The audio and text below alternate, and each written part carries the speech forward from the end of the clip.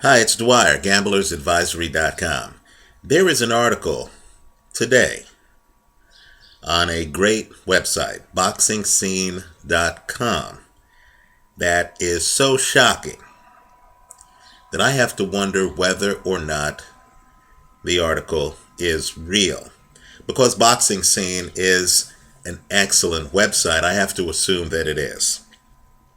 In the article, promoter Bob Arum admits that he kept his fighter, Julio Cesar Chavez Jr., from fighting Sergio Martinez.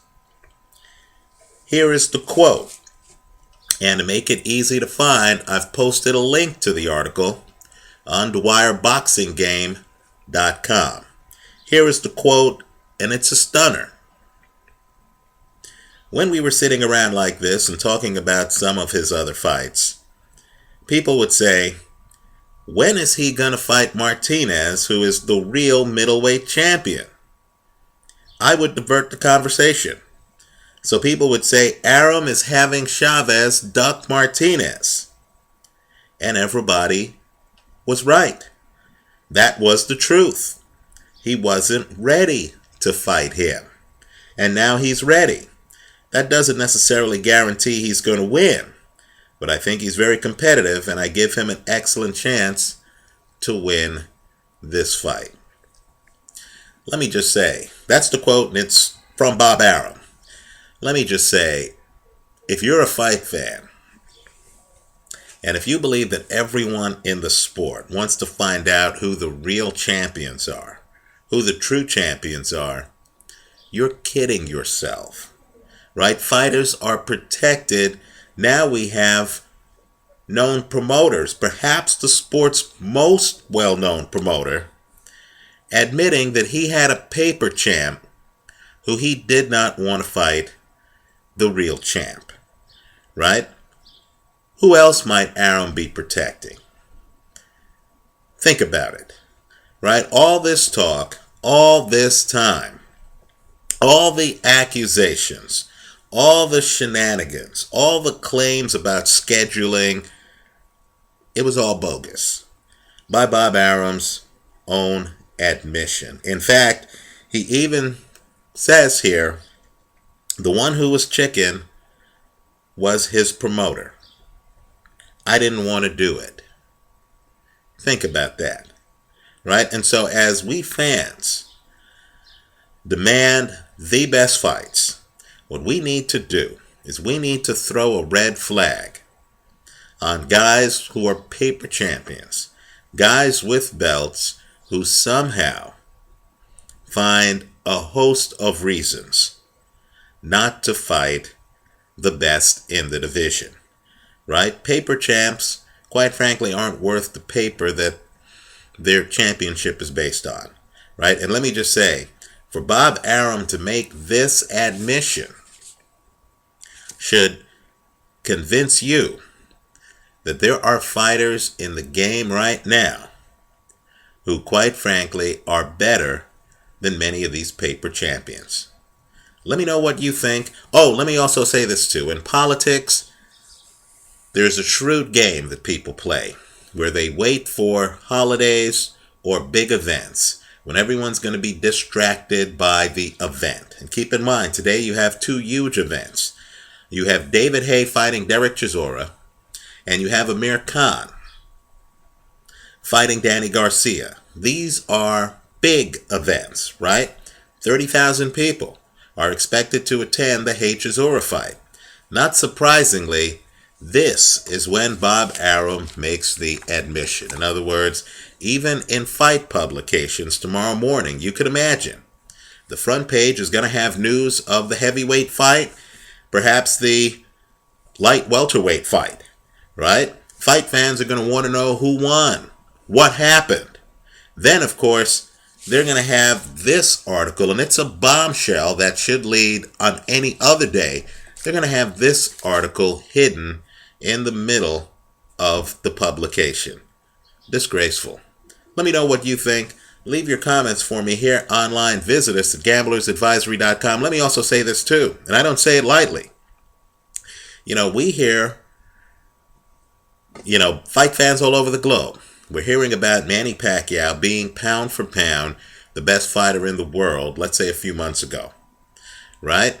Then, of course, every time that Floyd Mayweather's people and Manny's people sat down and tried to negotiate a fight contract, and keep in mind, it's not too hard, right? You should be able, especially the first time around, when the Mayweather people were willing to have Manny Pacquiao get 50% of the purse. It should have been as easy as you get half, I get half, we agree to drug testing, we agree to this date, this location, right? These rules, this referee, perhaps you want to agree to a procedure by which the judges are picked and give the fighter some kind of veto power, since these two guys are big marquee names. Then we got a host of foolishness. You remember Manny Pacquiao, who has tattoos that require needles, supposedly was afraid of needles. Then we heard that, Manny Pacquiao agreed to blood testing against Eric Morales, and he had some blood drawn right before the fight, and he believes that the blood that was drawn from him weakened him in the fight. Could you imagine if U.S. Olympians came up with excuses like this? Then, of course, Floyd Mayweather reserved a date in Las Vegas. Everyone knew Floyd would be unavailable after that date because of a plea deal in criminal court, right? And at that time, for some reason, the fight didn't happen, and fight fans had to hear some ridiculous scenario where Manny Pacquiao wanted an arena built. You remember that one? So that the fight could happen after the arena is built. Think about how ridiculous that was. If the timing on the arena ran over by just a few weeks, Floyd would be unavailable to fight, right? And so all I'm saying is, as fight fans, you need to take all of these excuses with a grain of salt.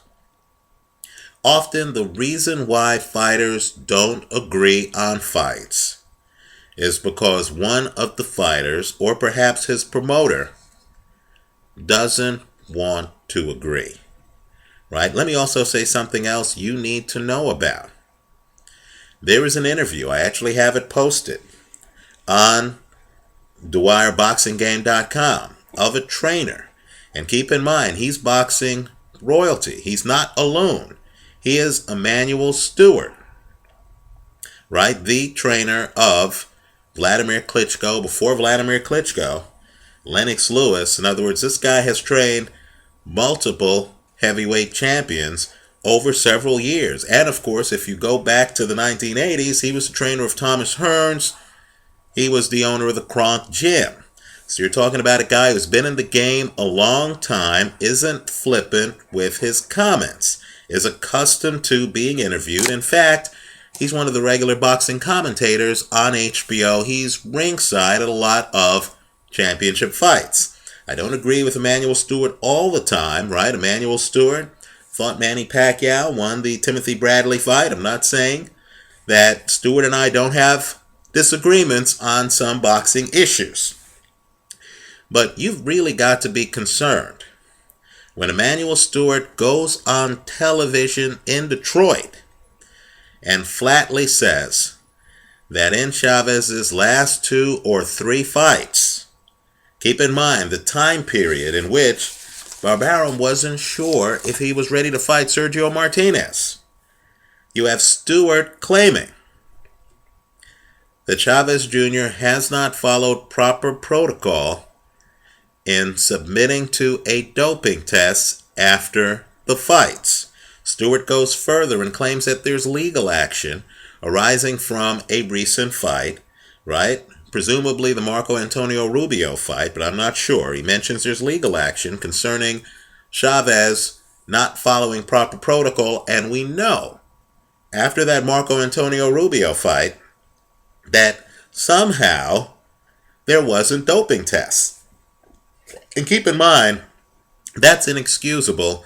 One wonders exactly how that could happen in a championship fight, right? But keep in mind, Emanuel Stewart was the trainer, in fact is the trainer for Andy Lee.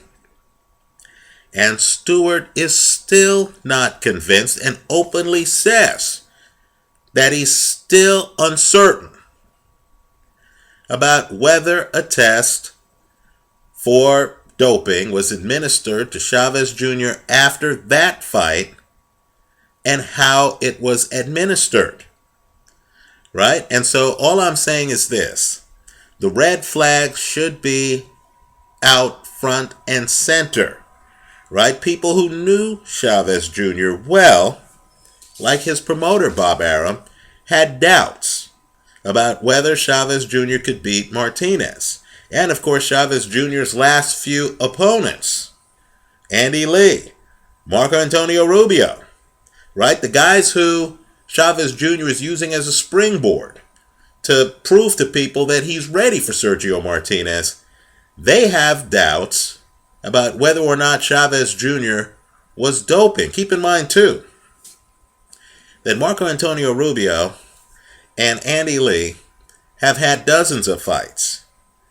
I haven't heard them complain about possible doping rumors for any of their other opponents.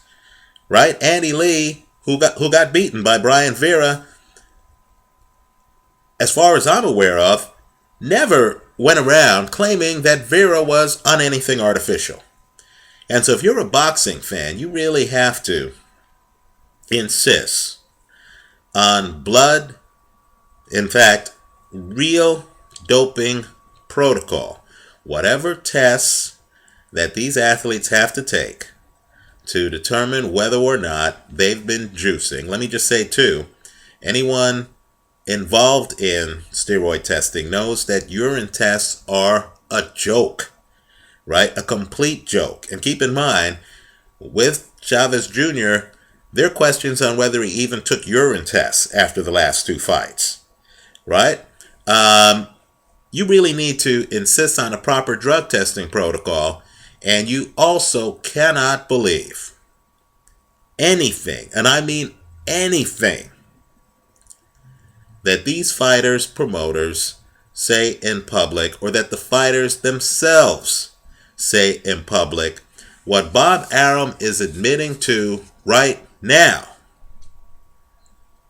is that Chavez Jr.'s promotional group, the people behind him, did not want to see him hop in the ring against the other guy in the middleweight division with a legitimate claim to the title.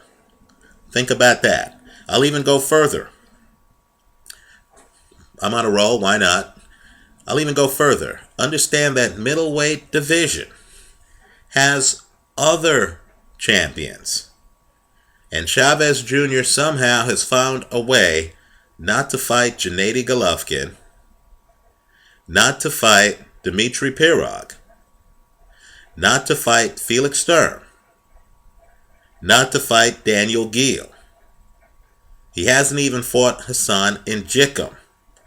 Now, before I get a flood of emails saying, well, has Sergio Martinez fought those guys either? Understand that Sergio Martinez's recent fights, think about them.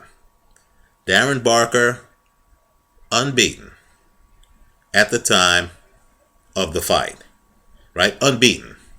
Sergei Zinzurek, unbeaten at the time of the fight, right? Kelly Pavlik, a horse. In other words, Martinez claims that Pavlik was his most complicated matchup, right? Who really in boxing wanted to fight Matthew Macklin? In other words, at least Martinez is pushing himself against tough competition. And with Martinez, we never hear stories, and they're preposterous stories that you really need to wonder about. We never hear stories about missed drug tests or 20-pound weight gains in 24 hours. Now, if you look at this video, you'll know, just by looking at me, that I appreciate a good meal. But wow, even a big guy like myself would have one whale of a hard time trying to gain 20 pounds in one day. And you're telling me that Chavez Jr. has done so multiple times between weigh-ins and fights? And you're also telling me, coincidentally, that there are questions about whether or not Chavez Jr. followed proper testing protocol following multiple recent fights? Now his promoter is admitting that he was the one who was chicken and didn't want Chavez Jr., who was claiming to be a legitimate champion, fighting another champion? I'm holding my nose on this story. It smells. Let me know what you think. Leave your comments for me here online. I've posted the article. It's on BoxingScene.com. You can find it there, but I've posted the article also on DwyerBoxingGame.com. Let me know your thoughts. Thanks for watching.